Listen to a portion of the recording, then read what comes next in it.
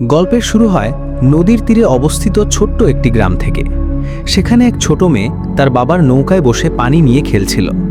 তখনই তার বাবা সেখানে এসে বলেন, মা, পানি থেকে দূরে থাকো, আমি মাছ ধরতে যাচ্ছি। তুমি যদি পানিতে পড়ে যাও তবে এক বিশাল মাছ তোমাকে খেয়ে ফেলবে। মেয়েটি মজা করে উত্তর দেয়, মাছ যদি আমাকে ধরেও ফেলে তবে আমিই তাকে মশলা মাখিয়ে খেয়ে ফেলব। কথা শুনে তার বাবা বলেন, তুমি যদি এমন করো তবে শয়তান তোমাকে খেয়ে ফেলবে। মেয়েটি হেসে উঠে বলে যে শয়তান বলতে কিছু নেই। তখন তার বাবা তাকে পানির দিকে তাকাতে বলেন এবং নিজের নিচ থেকে মাছ ধরার জাল জড়িয়ে ভয় দেখান। মেয়েটি ভয় পেয়ে কাঁদতে শুরু করে। এরপর তার বাবা তাকে হাসানোর জন্য পানিতে নানা কসরত দেখাতে থাকেন। মেয়েটি আবার খুশি হয়ে তার বাবাকে আরও কিছু কসরত দেখাতে বলে। কিন্তু তখনই হঠাৎ পানির নিচ থেকে একটি আসল জলদানব তার বাবাকে ধরে ফেলে এবং নদীর গভীরে টেনে নিয়ে যায়। তার বাবা জোরে জোরে চিৎকার করতে থাকেন, যা দেখে গ্রামের সবাই ভয় পেয়ে যায়। কিছুক্ষণের মধ্যেই দানবটি নিজের শিকার বানিয়ে নেয়। এরপর পুরো গ্রামে আতঙ্ক ছড়িয়ে পড়ে এবং সেই দানবটিকে ধরার জন্য একজন সন্ন্যাসীকে বা মাংককে ডাকা হয়। মাংক নিজের শক্তির ভান করে পানিতে একটি বোমা ছুঁড়ে মারেন, যার ফলে প্রচণ্ড বিস্ফোরণ হয় এবং একটি বড় মান্টারে মাছ মরে পানির ওপরে ভেসে ওঠে। এরপর মাংক গ্রামবাসীদের বিশ্বাস করান যে তিনি শয়তানটিকে মেরে ফেলেছেন। সবাই খুশি হয়ে তাকে টাকা এবং উপহার দিতে শুরু করে। ঠিক তখনই তাং নামের এক ছেলের আগমন ঘটে। তাং গ্রামবাসীদের বলে, আপনারা ভুল বুঝছেন, এই মান্টা মাছ কাউকে মারে না, এরা খুব নিরীহ হয়। গ্রামের এক লোক তাকে জিজ্ঞেস করে, তুমি কে? তাং জানায় সে একজন বৌদ্ধ সন্ন্যাসী এবং তার কাজ হলো শয়তানদের ধরা। সে বলে, আপনারা চাইলে আমাকে ডেমন হান্টারও বলতে পারেন। কথা শুনে ভণ্ড মাংক রেগে যায়, কারণ গ্রামবাসীরা তাংয়ের কথায় কান দিচ্ছিল। তাই সে তাংকে মিথ্যেবাদী ও প্রতারক সাব্যস্ত করে লোকদের তার বিরুদ্ধে খেপিয়ে তোলে। গ্রামবাসীরা রেগে গিয়ে তাংয়ের উপর চড়াও হয় এবং তাকে দড়ি দিয়ে উল্টো করে ঝুলিয়ে দেয়। এরপর সেই ভণ্ড মাংক সবাইকে বলে যে শয়তান মারা গেছে এবং এখন সবাই নিশ্চিন্তে নদীতে নামতে পারে এবং খেলতে পারে। কথা শুনে গ্রামবাসীরা খুশি হয়ে নদীতে নেমে গোসল করতেও খেলতে শুরু করে। কিন্তু তখনই তাং দূর থেকে অদ্ভুত কিছু একটা দেখতে পায়। সে চিৎকার করে সবাইকে নদী থেকে উঠে আসতে বলে, কিন্তু কেউ তার কথা শোনে না। হঠাৎ সেই আসল জলদানবটি আবার ফিরে আসে এবং এক মেয়েকে ধরে পানির নিচে টেনে নিয়ে যায়। এই দৃশ্য দেখে গ্রামবাসীরা আতঙ্কিত হয়ে দ্রুত নদী থেকে ওঠার চেষ্টা করে। এক লোক সেই মাংককে বলে, তুমি আমাদের সাথে মিথ্যে বলেছ। কিন্তু মাংক তাদের শান্ত থাকতে বলে। তখনই দানবটি তার লম্বা জিভ দিয়ে আরেক লোককে ধরে ফেলে এবং তাকেও মেরে ফেলে। এবার গ্রামে পুরোপুরি হুলস্থুল পড়ে যায়। সবাই ভয়ে পালাতে থাকে। এক নারী, যার নাম জেন, তার মেয়েকে খুঁজতে থাকে, কিন্তু বাকিরা তাকে টেনে নিরাপদ জায়গায় নিয়ে যায়। গ্রামের মোড়াল মাংককে ধরে তার টাকা ফেরত চায় এবং বলে, তুমি তো বলেছিলে শয়তান মরে গেছে। মাংক আবারও মিথ্যে বলে, এবার একটি নতুন শয়তান এসেছে। কিন্তু পর মুহূর্তেই দানবটিও মোড়ালকে স্বীকার করে নেয়। এটা দেখে ভণ্ড মাংক নিজেই ভয়ে সেখান থেকে পালিয়ে যায়। তখন তাং সবাইকে বলে, পালাবেন না, যে যেখানে আছেন শুয়ে পড়ুন, যাতে শয়তান ভাবে আপনারা সবাই মারা গেছেন। কিছুক্ষণ পর সেখানে নীরবতা নেমে আসে এবং দানবটি পানিতে ঘুরঘুর করতে থাকে। কিন্তু তখনই জেন তার মেয়েকে ডাক দেয়, যার ফলে ছোট্ট মেয়েটি দৌড়তে শুরু করে। দানবটি মেয়েটির ওপর হামলা করে এবং তাকে নদীর দিকে টানতে থাকে। জেন মেয়েকে বাঁচাতে ছুটে যায় এবং কিছু গ্রামবাসীও তার সাথে যোগ দেয়। তারা সবাই মিলে বাচ্চাটিকে ছাড়ানোর চেষ্টা করে, কিন্তু ব্যর্থ হয় এবং দানবটি তাকে শিকার করে নেয়। এই সুযোগে তাং কোনো মতে নিজের দড়ি খুলে নিজেকে মুক্ত করে। অন্যদিকে জেন তার মেয়ের হত্যার বদলা নিতে নদীতে ঝাঁপ দেয়। পানিতে পড়তেই দানবটি তার সামনে চলে আসে। জেন বলে, আমার মেয়েকে ফিরিয়ে দে, কিন্তু দানবটি তাকেও মেরে ফেলে। এরপর দানবটি ক্ষিপ্ত হয়ে কাঠের সেতুর খুঁটিগুলো ভাঙতে শুরু করে, ফলে অনেক গ্রামবাসী নিচে পড়ে যায়। এক ছোট্ট বাচ্চাও নদীতে পড়ে যেতে নিলে দানবটি তার লেজ দিয়ে সেতুতে সজোরে আঘাত করে, ফলে বাচ্চাটি নিচে পড়ে যায়। দানবটি বাচ্চাটিকে ধরতেই যাবে, ঠিক তখনই তাং তাকে বাঁচিয়ে নেয়। তাং দ্রুত একটি পানি তোলার চরকতে উঠে নিজেকে উপরে নিরাপদ জায়গায় পৌঁছে দেয়, কিন্তু দানবটি সেতুর বাকি খুঁটিগুলোও ভেঙে দেয়, ফলে তাং নিচে পড়ে যায় এবং দানবটি তার উপর হামলা করে। তাং কোনো মতে সেখান থেকে বাঁচে এবং দানবটি একটি বড় কাঠের ব্লকের উপর গিয়ে পড়ে। দানবটি পুনরায় নদীতে যাওয়ার চেষ্টা করলেও সেখানে আটকে যায়। তখন তাং গ্রামবাসীদের সাহায্য চায়। তারা সবাই মিলে সেই কাঠের ব্লকে লাফ দেয়, যাতে দানবটি ছিটকে তীরে এসে পড়ে। কিন্তু দানবের ওজন অনেক বেশি হওয়ায় তারা ব্যর্থ হয়ে দূরে ছিটকে পড়ে। তখনই গ্রামের এক মোটা নারী সেখানে আসে। তার হাঁটার চোটে মাটি কেঁপে চলে। সে যেমনই কাঠের ব্লকের একপাশে লাফ দেয়, দানবটি সজোরে ছিটকে নিচে পড়ে এবং তার নিচে ভণ্ড মাংক চাপা পড়ে যায়। এরপর সেই দানবটি মানুষের রূপ ধারণ করে। গ্রামবাসীরা তাকে মেরে ফেলার কথা বললে তাং সবাইকে থামায়। সে বলে, আমাকে এই দানবটিকে ধরার সুযোগ দিন, আমি এতে দক্ষ। তাং তার জিনিসপত্র রাখে এবং গুরুর দেওয়া একটা নার্সারি রাইমের বই বের করে। সে বই থেকে গান গেয়ে শয়তানকে শান্ত করার চেষ্টা করে, কিন্তু শয়তান রেগে গিয়ে তাঙের ওপরই হামলা করে। তখনই সেখানে দুয়ান নামের এক তরুণী আসে। এসেই সে শয়তানটিকে বেদম প্রহার করে এবং তার জাদুর থলির সাহায্যে তাকে বন্দী করে ফেলে, যার ফলে দানবটি একটি ছোট্ট পুতুলে পরিণত হয়। দুয়ান তাঙের কাছে এসে জিজ্ঞেস করে, তুমিও কি শয়তান শিকার করো? তাং জানায় সে একজন ডেমন হান্টার এবং তার গুরুর মতে তার মধ্যে বিশেষ প্রতিভা আছে। দুয়ান তার জাদুর কঙ্কন বা ব্রেসলেট দেখিয়ে তাঙের নার্সারি রাইমের বই নিয়ে তাকে উপহাস করে। গ্রামবাসীরা দুয়ানকে ধন্যবাদ জানায়। তাং খুব হতাশ হয়ে পড়ে, কারণ সে কাউকে বাঁচাতে পারেনি। তাং তার গুরুর কাছে ফিরে গিয়ে নিজের ব্যর্থতার কথা বলে।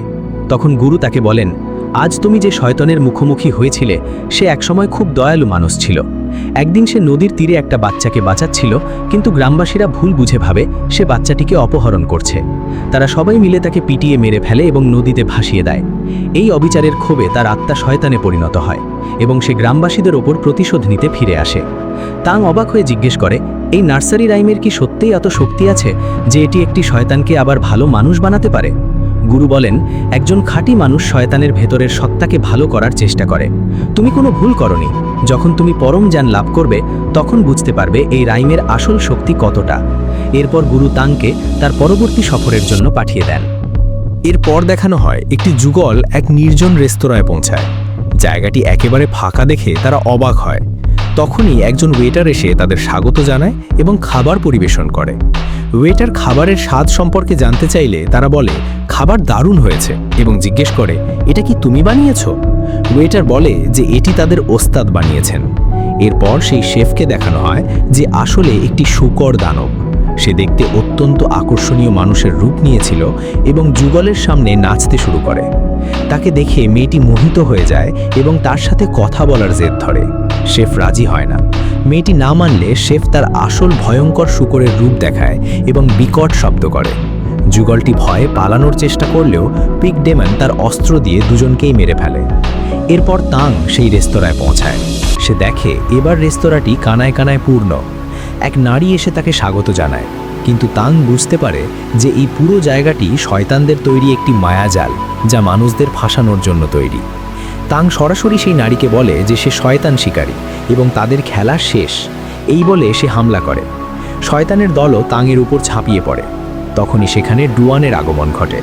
ডুয়ান তার জাদুকরী কঙ্কনের সাহায্যে এক এক করে সব ছোট শয়তানকে শেষ করে দেয়। কিন্তু সে জানতো আসল পিগ ডেমন লুকিয়ে আছে। সে চিৎকার করে তাকে সামনে আসতে বলে। পিগ ডেমন বেরিয়ে এসে ডুয়ানের সাথে লড়াই শুরু করে। সে অত্যন্ত শক্তিশালী ছিল, কিন্তু ডুয়ান হার না মেনে তার জাদুর কঙ্কন দিয়ে টানা হামলা করতে থাকে, যার ফলে পিগ ডেমন ধীরে ধীরে তার আসল রূপে আসতে শুরু করে।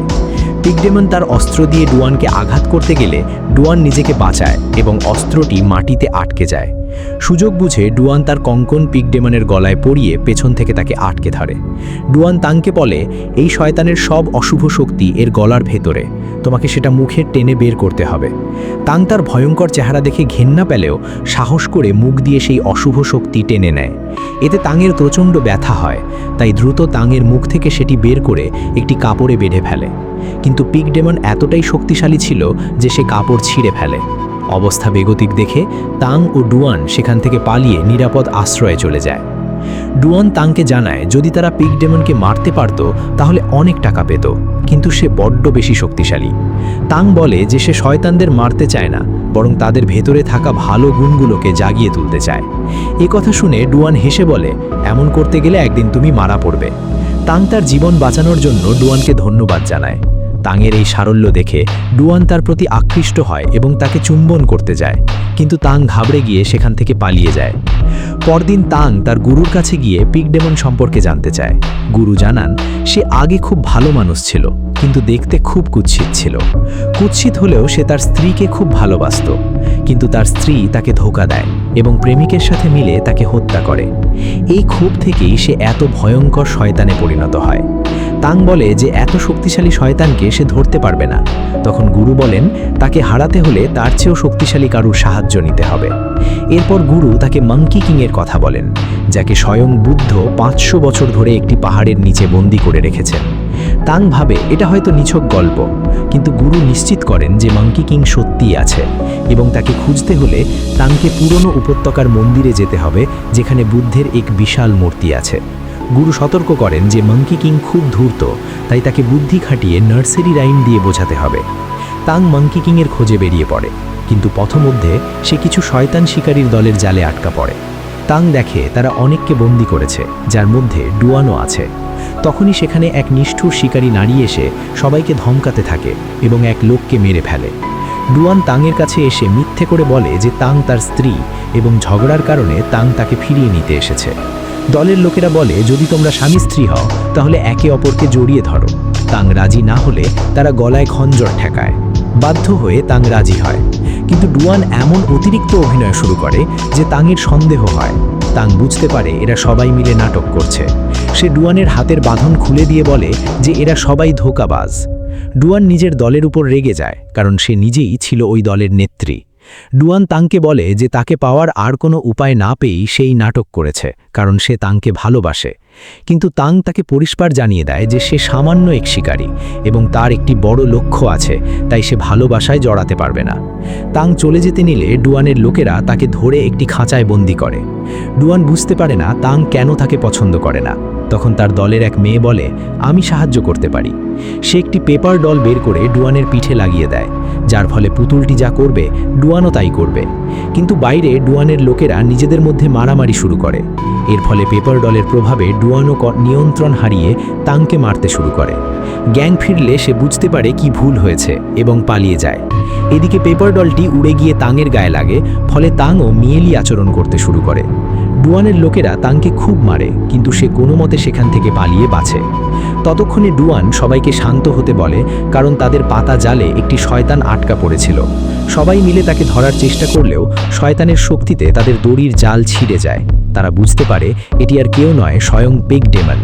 সবাই ভয়ে রথে চড়ে পালাতে শুরু করে, কিন্তু ডুয়ান খেয়াল করে পিগ ডেমন পিছনে নয়, বরং তাদের সামনে রাস্তা আটকে দাঁড়িয়ে আছে। সে দ্রুত তাংকে রথ থেকে ধাক্কা দিয়ে ফেলে দেয় এবং পিগ ডেমনকে রথ দিয়ে সজোরে ধাক্কা মারে। কিন্তু পিগ ডেমন রথটি চুরমার করে দেয় এবং সবাই ছিটকে পড়ে। ডুয়ান মারাত্মক আহত হয়। তাং ভেবেছিল ডুয়ান মারা গেছে। সে কেঁদে কেঁদে বলে, তুমি আমাকে ছেড়ে যেতে পারো না। তখনই ডুয়ান চোখ মেলে হাসে, কারণ তাং তার জন্য কাঁদছিল। তারা একে অপরকে জড়িয়ে ধরে। তখনই পিগ ডেমন আবার এগিয়ে আসে। হঠাৎ সেখানে এক টাইগার সামুরাই এসে পিগ ডেমনের সাথে লড়াই শুরু করে। সামুরাই খুব সহজেই পিগ ডেমনকে পিছু হটতে বাধ্য করে। পিগ ডেমন পালাতে শুরু করলে সামুরাই তার পিছু নেয়, কিন্তু রাস্তায় অলমাইটি ফুট নামের আরেক শিকারীর সাথে তার দেখা হয়, যার শক্তি তার পায়ের মাঝে। তাদের দুজনের মধ্যে লড়াই শুরু হয়। এমন সময় আকাশ থেকে অসংখ্য তলোয়ার এসে পড়ে এবং প্রিন্স ইম্পর্ট্যান্ট নামের তৃতীয় শিকারী হাজির হয়। এই তিনজনই আলাদাভাবে পিগ ডেমনকে ধরতে চায়, যাতে তারা শ্রেষ্ঠ শিকারী হতে পারে। তাং তাদের বোঝানোর চেষ্টা করে যে তোমরা তিনজন এক হলে সহজেই পিগ ডেমনকে হারাতে পারবে। বিশেষ করে পূর্ণিমার রাতে সে আরও শক্তিশালী হয়ে ওঠে। কিন্তু তাংয়ের কথায় তারা পাত্তা না দিয়ে তাকে ভিখারি বলে অপমান করে। তাং সেখান থেকে চলে যেতে শুরু করে। ডুয়ান তার সাথে যেতে চাইলেও তাং তাকেও মানা করে দেয় এবং বলে ডুয়ানের কারণে সে তার লক্ষ্য থেকে সরে যাচ্ছে। সে ডুয়ানের কাছে নিজের নার্সারি রাইমের বই ফেরত চায়। রাগে ডুয়ান বইটি ছিঁড়ে ফেলে এবং বলে, আজ তুমি না থাকলে তুমি বেঁচেই থাকতে না। তাং চলে যায়, আর ডুয়ানও তার সঙ্গীদের তাকে একা ছেড়ে চলে যেতে বলে। তাং মাঙ্কি কিংয়ের খুঁজে এগিয়ে যায়।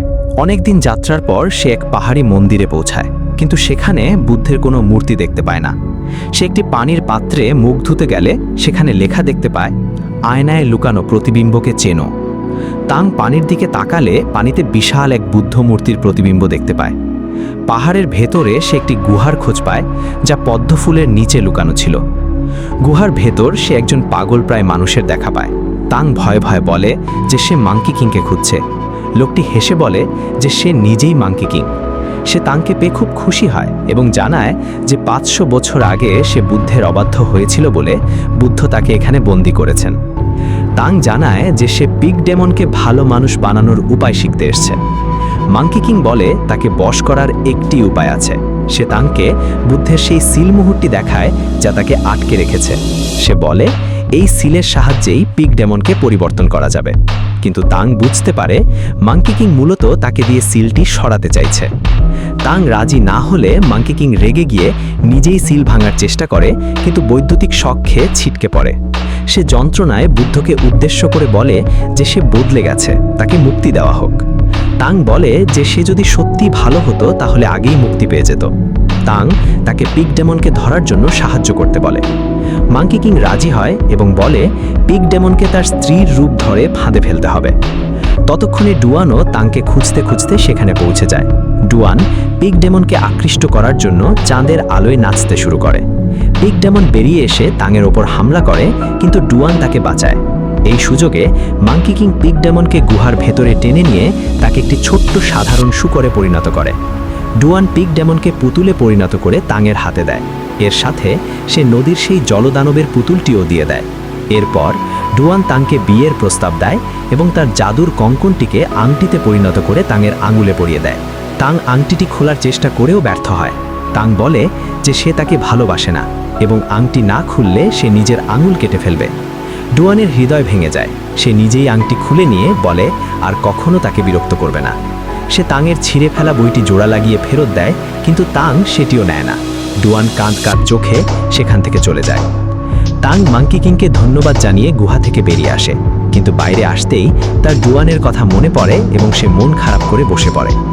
গুহার ভেতর থেকে মাঙ্কি কিং তাকে বলে যে আজ জ্যোৎস্না রাত, কিন্তু সে আকাশ দেখতে পাচ্ছে না। তাংকে বোকা বানিয়ে সে গুহার মুখের পদ্মফুলগুলো ছিঁড়তে প্ররোচিত করে। তাং না বুঝেই পদ্মফুল ছিঁড়ে ফেলে। ফুল ছেঁড়ার সাথে সাথেই সব ফুল ছাই হয়ে যায় এবং মাঙ্কি কিং তার 500 বছরের বন্দি দশা থেকে মুক্ত হয়, কারণ ওই ফুলগুলোই ছিল বুদ্ধের আসল সিলমোহর। মুক্ত হয়েই মাঙ্কি কিং তাংয়ের উপর হামলা করে, কিন্তু তাং ভয় না পেয়ে বলে বুদ্ধ এখনও এখানে আছেন। মাঙ্কি কিং রেগে তাংয়ের চুল টেনে ছিঁড়ে ফেলে। তাং প্রচণ্ড যন্ত্রণায় ভুগলেও বুদ্ধের ওপর বিশ্বাস হারায় না। ঠিক তখনই সেই 3 জন শিকারী টাইগার সামুরাই, অলমাইটি ফুট এবং প্রিন্স ইম্পর্টেন্ট সেখানে হাজির হয়। টাইগার সামুরাই হামলা করলে মাঙ্কি কিং তাকে এক আঘাতেই হারিয়ে দেয়। অলমাইটি ফুট তার পা বিশাল করে মাঙ্কি কিংকে পিষে ফেলতে চায়, কিন্তু মাঙ্কি কিং তার পায়ে ফুটো করে তাকে ছুঁড়ে মারে। শেষে প্রিন্স ইম্পর্টেন্ট তার সব জাদুর তলোয়ার এক করে বিশাল আঘাত হানে, কিন্তু মাঙ্কি কিং সেটিও রুখে দেয় এবং তাকে হত্যা করে। 3 শিকারীকে শেষ করে মাঙ্কি কিং তাংয়ের দিকে এগিয়ে আসে। হঠাৎ ডুয়ান সেখানে উপস্থিত হয় এবং তার জাদুর কঙ্কন দিয়ে মাঙ্কি কিংকে আক্রমণ করে, কিন্তু মাঙ্কি কিং তার সব আঘাত রুখে দিয়ে ডুয়ানকে মারাত্মক আহত করে। তাং ডুয়ানের এই অবস্থা দেখে কান্নায় ভেঙে পড়ে। ডুয়ান বলে, আমি তোমাকে সত্যিই ভালোবাসি, তুমি কি আমাকে একটুও ভালোবাসো না? তাং কাঁদতে কাঁদতে স্বীকার করে, যেদিন তোমাকে প্রথম দেখেছি সেদিন থেকেই আমি তোমাকে চাই, আমি সারা জীবন তোমাকে ভালোবেসে যাব। ডুয়ান হেসে বলে তাকে শেষবারের মতো জড়িয়ে ধরতে। তাং তাকে জড়িয়ে ধরে এবং ডুয়ানের জাদুর আংটিটি নিজের আঙুলে পরে নেয়, কিন্তু পর মুহূর্তেই মাঙ্কি কিং ডুয়ানকে শূন্যে ছুঁড়ে সজোরে আঘাত করে, যার ফলে ডুয়ান চিরতরে মৃত্যুর কোলে ঢলে পড়ে। তাং শোকে পাথর হয়ে যায়। মাঙ্কি কিং হেসে বলে, যে মেয়েটিকে তুমি ভালোবাসতে তাকে আমি মেরে ফেলেছি, এখন তোমার বুদ্ধ কি করবে? তাং শান্ত হয়ে তার নার্সারি রাইমের বইটি খোলে। সে দেখে ডুয়ান যখন ছেঁড়া কাগজগুলো জোড়া লাগিয়েছিল তখন সেগুলো মিলে একটি মহাশক্তিশালী বৌদ্ধ মন্ত্রে পরিণত হয়েছে। তাং সেই মন্ত্র পড়তে শুরু করলে তার চারদিক থেকে এক স্বর্গীয় আলো ছড়িয়ে পড়ে এবং মাঙ্কি কিং তার কোনো ক্ষতি করতে পারে না। ধীরে ধীরে আকাশে মেঘের মাঝে বুদ্ধের এক বিশাল আকৃতি ফুটে ওঠে। মাঙ্কি কিং রেগে গিয়ে তার বিশালাকার গরিলা রূপ ধারণ করে বুদ্ধকে চ্যালেঞ্জ করে, কিন্তু স্বয়ং বুদ্ধের বিশাল হাতের কাছে মাঙ্কি কিংয়ের সব শক্তি তুচ্ছ হয়ে যায়।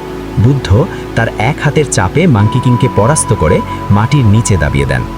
এরপর মাঙ্কি কিং একটি আধ্যাত্মিক স্থানে পৌঁছায় এবং তার সব ক্ষোভ দূর হয়ে যায়। সে শান্ত মানুষের রূপ ধারণ করে।